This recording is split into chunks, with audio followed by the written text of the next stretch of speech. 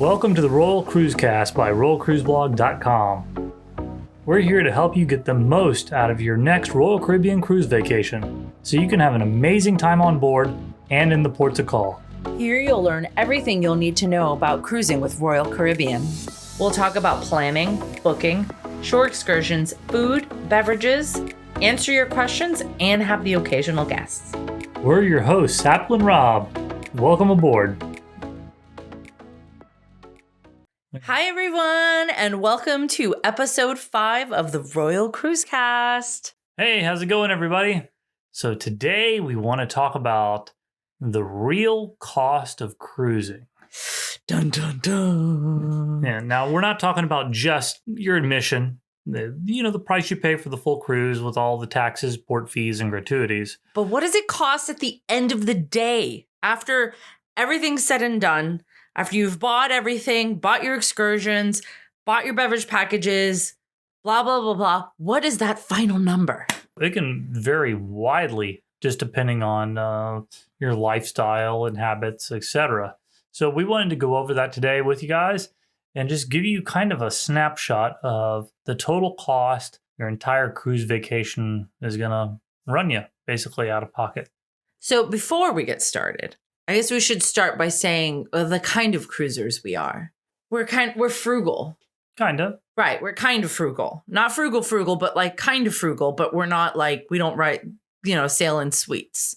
We're going to explain to you our last cruise, which was a 7-day Eastern Caribbean on the Oasis of the Seas. We're going to break down our costs.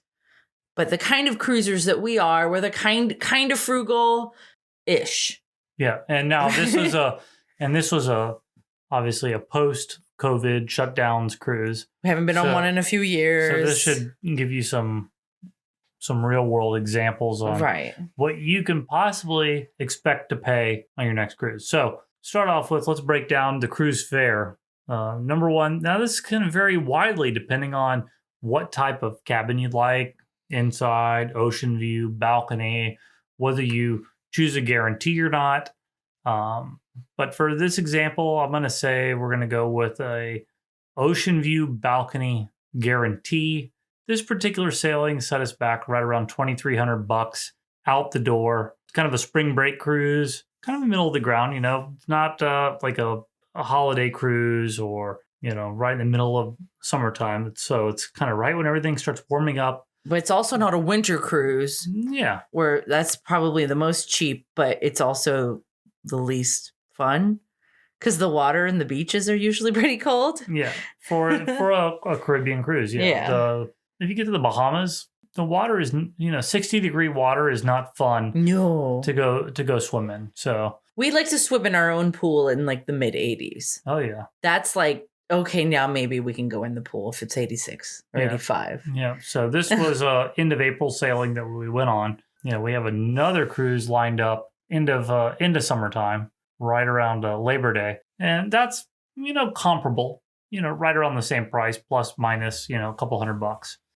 So the first thing we want to start off with is what kind of cruiser are you? Do you like to, drink to your heart's content? Socialize, drink, be at the bar. That's gonna run you a little bit. So first thing we'll talk about is the beverage package. Should you buy it? Should you not? That's a tough question. That's a question that we see come up a lot. Yeah. People are always asking that, forums and Facebook and everywhere. That is a very good question. And that's such a personal question. Yeah. It's just going to honestly depend on how much you drink, if it's going to be totally worth it or not. Yeah. If you buy the beverage package, you might feel like you have to drink like crazy to make it worth it. Yeah. That's so true. It really is. But if you're a little bit more conservative, you have a couple of drinks. A wine with dinner. Yeah. And then, maybe a Coke and then a couple of bottled waters. You might spend a little bit less than that beverage package will cost you.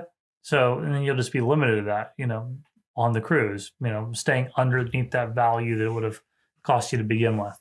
But, it's totally a personal preference, basically. And it's an expensive preference. Yeah.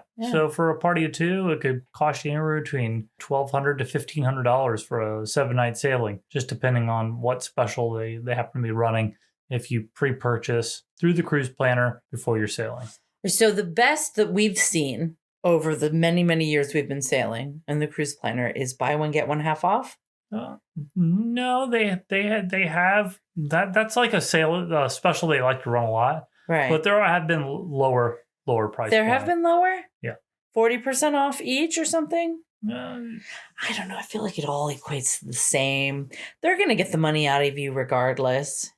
Yeah, they're gonna try to get close. So if you don't know what that is, the cruise planner, if you're not familiar, will always run sales. And this week it's 5% off, but then next week it's 40% off, and then the next week or in a few weeks 30% off. So you just got to keep an eye out. Yeah. The best thing I can tell you to do, if you think you want to buy the beverage package, buy it in the cruise planner. Keep an eye on it, and if the price drops, cancel and rebuy again. Exactly, and you can totally do that. That's a thing. Yeah. Yeah. Next thing we're going to talk about that can add to your expense is the specialty dining. So they'll have specials anywhere between on these 50% off and up. So for example, for a 7-night sailing, you might start at $260, $270 per person plus gratuities. So let's go ahead and add, $500 if you want to do like the ultimate dining package. That's another big expense, especially if you're a foodie, you like food and good, because the dining room isn't awesome, but it's not the worst, but it's not awesome. No, it's good, but but the dining is so nice. It's elevated. It's the specialty dining. It's very fancy. You feel good. So and you could save on this a little bit if you don't want to do specialty dining every single night. You could go with a lower package, like the 3-day. They might have one that's $100 a person, $200 a person, and they run all the way up, obviously, to the ultimate, and that even includes every day. Yeah, that includes dinner every single night at any of the specialty restaurants. Plus, they give you a little per diem in some of the specialty restaurants, like say Playmakers, something like that. You also get lunch on sea days, right? With the unlimited dining package. Yeah. Certain specialty restaurants have lunch that they serve. Like Chops. Casino. If you're a gambler, go ahead and add some more money on that one. Yeah. Especially if you're trying to get those casino offers. Yeah. A lot of people see it as entertainment. Some people are trying to get the offers. So just add that to your budget as well. Don't expect to get a free cruise out of, a few $100. See it as entertainment. Tried. We tried. No offers yet. See it as entertainment that you're going to have aboard the ship. And there's miscellaneous stuff, whether you want to buy any gifts on board. But what about the preparation beforehand, before you get on the ship? Like, this is something that a lot of people don't consider. Yeah, you've got for us, it was $2,300 for the cruise. Right. Then we added. This is our most recent. Yeah. Our most recent. So when we talk about pricing, we're going to talk about the most recent sailing we did on the Oasis, which was a 7-day back in April, right, for our anniversary. So we splurged a little on photos and here and there, but I still like to consider us kind of frugal. To an extent, we still have to have balcony. That was for an ocean view balcony guarantee. Just to reiterate, exactly. We always do the guarantee because a balcony is still a balcony in my mind. Yeah. We don't spend that much time in the room, but we spend enough. Yeah, at the end of the day, we like to wake up, have the door open on the balcony, and see what's going on first thing in the morning. Order some room service. Right. Room service was my favorite. I'm so pissed that we discovered it like on the last day. I didn't realize that we could do that. I don't know. Like, I kind of knew we could do that. I just didn't I don't know. I didn't think about it. I didn't think, we should totally do it. It was awesome. Yeah. I love the room service on the balcony, but I do find it funny that we have such a hard time getting up at 7:45 in the morning to go to work. But when we're on a cruise, you bet your butts that we are up at I think what was the earliest we were up? It was like before 6 a.m. Mm-hmm. The bow thrusters, because we were right in the front of the ship. Bow thrusters were getting in port, and it woke us up, and we were like bright-eyed and bushy-tailed. So what did? We jumped on the balcony to go watch us pull in port. Yeah, and we were all the way up on deck 14. Yeah, Right. So it's what matters to you. If that doesn't matter to you, or if you're okay with just getting dressed and hopping on the elevator to go watch yourself go in port, then that's up to you. But we love the balcony. And speaking of port, of course, shore excursions are not included. Right. So they're going to offer you all kinds of shore excursions before you take your cruise through the cruise planner. And then once you're on board, the shore excursion desk will have all kinds of excursions for you to get. Whatever's left over, though, you got to keep that in mind. Yeah, whatever's people have it purchased ahead of time. Right. So, and that can range anywhere from, let's just say, an average of $60 per person, and sky's the limit, really. Some of them I've seen several hundred, depending on what you're doing. Yeah. Up to thousands, honestly, along with cabanas at, say, Perfect Day CocoCay. That might set you back a couple of thousand. That's right. So it just depends on what you want. You are. Yeah. One of the other things we want to talk about is your pre-cruise purchases. That all adds up too. Oh, yeah. Maybe if this is your first time cruising, maybe not. Maybe you just want to buy some goodies to wear while you're on the ship, some new clothes, new shoes. We like to add all that in because those are all expenses that we probably wouldn't have purchased right away. That's true, because we did quite a bit of clothes shopping. And when we were discussing this before, as we were planning this, you were like, well, I mean, you bought all those clothes. You're going to wear them more than just on the cruise. Yes, that's true. I'm totally going to, and I've totally worn most of these dresses and shirts and stuff else, other times, but I wouldn't have gone out and bought them if I wasn't going to go on the cruise. Mm-hmm. We both work from home already, so we don't really need to get dressed up. So our closet isn't full of getting dressed up clothes as much as things used to be, several years ago. Nope. So we did have to do quite a bit of shopping. Okay. So all in all, through everything we purchased, we spent, I don't know, about $800 or $900 total on just clothing. Did we really? Yeah. Is it real? Oh, yeah. Well, you needed a suit for sure. Had to get you that suit and tie. You looked good in it. Yeah, I definitely needed a new suit. You wanted some new dresses. I needed. We wanted a few new clothes. We hadn't. Ever since the pandemic. So that was several years ago. We haven't really spent much on resort wear. Any kind of casual clothing just to hang out and go on vacation in. So it's true. We lived in South Florida. I think all we were in were shorts, board shorts, tank tops, flip flops. We would jump on the sailboat. What were we in? I was barefoot in a bathing suit and some shorts. Yeah, that was pretty much what we wore for years. So those are things just that might not be applicable to you, but it was for us for the sailing. So we're adding it to the cost. Now, our next sailing, we're not going to have those expenses. Right, because we already bought them. Yeah, because we already, exactly, because we already have the stuff. Yeah. And we're not going to be buying it again. So, all in all, like I said, $800 or $900 just for those items. Now, there was some other stuff that we purchased. We bought some goodies online. And we'll leave some links to some of the stuff that'll be in our Royal Cruise Blog store. Oh yeah, we got some fun stuff, some important stuff. Yeah, there's some must-haves that we purchased, such as magnetic hooks. The whole room is all steel, and it's nice to have a place to hang your clothes. Hang any bags, just any hats, knickknacks, anything that you might want to hang up right there in the stateroom. So. Your stateroom's tiny. You're going to want to take stuff off the floor and the couch, because we always found ourselves just dumping things on the couch. So the magnetic hooks were definitely a win. Yep. The toiletry bag. We made sure we bought a toiletry bag with a hook, because there are hooks in the bathroom. Yeah. And we just basically used that to hang on the door to get all the toiletries off the countertop. So the whole countertop wasn't cluttered in the bathroom. Right. We could easily go and find anything that we wanted, from toothbrush, toothpaste, cologne, Tums, you name it. Anything you're going to need some Tums. Anything that we wanted to have easy access to and know exactly where it was without having to open a little cabinet and dig for it. That was right there. So yeah. I know this kind of toiletry bag is one of those that you kind of it has several pockets, but it rolls up. and then latches together.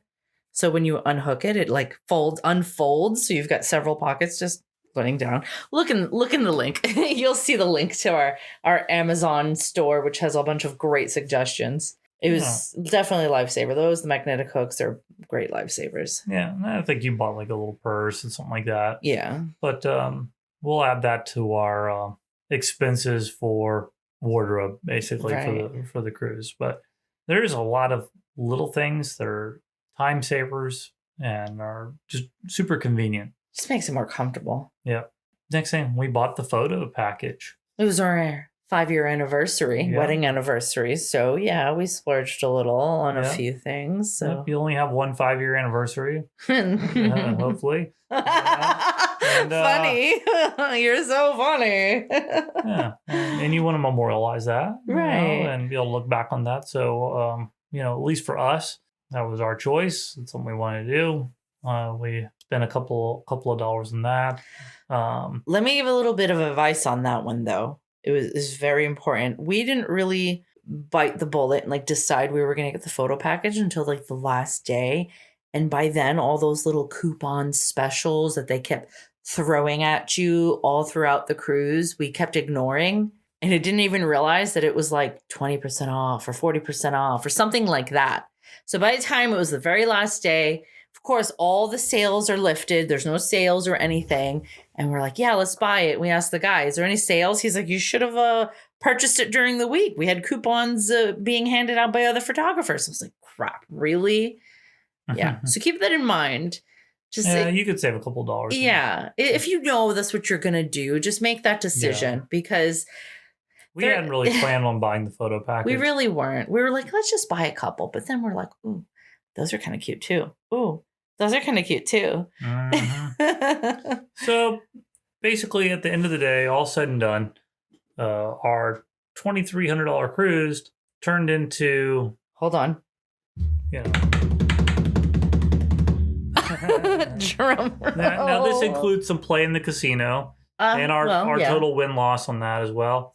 I think our total was right around $5,300 out of a $2,300 cruise. Oh, so we had it's kind of a lot. $3,000 in expenses on top of that. So if you add that all, up, you're right around $5,300. So a lot of that, we could go ahead and write off $1,000 on that on our next, cruise vacation we're going to go on, as far as the clothing goes, because we're not going to have to rebuy that again. Okay, well, maybe I'm going to get a new formal dress because I've worn that same black dress for the past 5 cruises. So maybe I'll do that. But you're right. We won't need to go clothes shopping. Yeah. Right. We probably aren't going to get the beverage package this time. You just gave me a look. Yeah. What was that look? No, I mean, we probably won't, but we probably won't. Does that mean you might? Yeah, I mean, there's always a possibility. Depends on what we're doing. Like this next sailing is an 8-night to Bermuda. We're spending 2 days in Bermuda, and then going to Perfect Day and also Nassau. So hold on, only one private island. Yeah. Okay, this one we're talking about on the Oasis was 2 private islands. Yeah. Right. And that's always something to factor. Yeah. Because you drink a lot on the private islands. Yeah, it just depends on how much you're going to drink, And keep in mind, though, by day 4 or 5, you're exhausted. Yeah. And maybe you're going to drink like a fish on day 1 and day 2. But day 3, sure. By day 4, you're like, God, do I really have to? Mm-hmm. Okay, maybe a couple in the pool. By day 5, day 6, oh my God, we were done. Yeah, but it's always not that. Now we're talking the deluxe beverage package with alcohol. Right.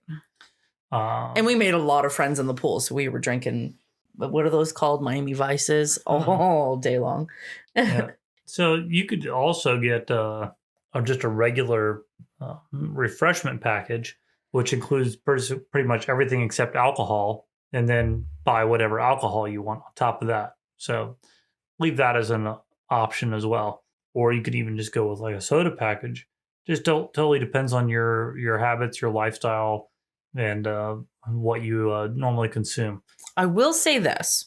I'm going to cut in here. Okay, so the soda package is clearly just sodas. The refresh package is sodas, coffee, tea, and mocktails. So all the little cocktail mixers with no booze. Now, the coffee and tea you get is pretty good. You get your Teavana tea. But if their regular coffee and tea was still pretty good. Yeah. Like the tea bags was that Bigelow tea. Like I have that at home. The coffee I think was Lavazza coffee for the no beverage package coffee, like the free included. It was still pretty good. I drink Lavazza coffee at home.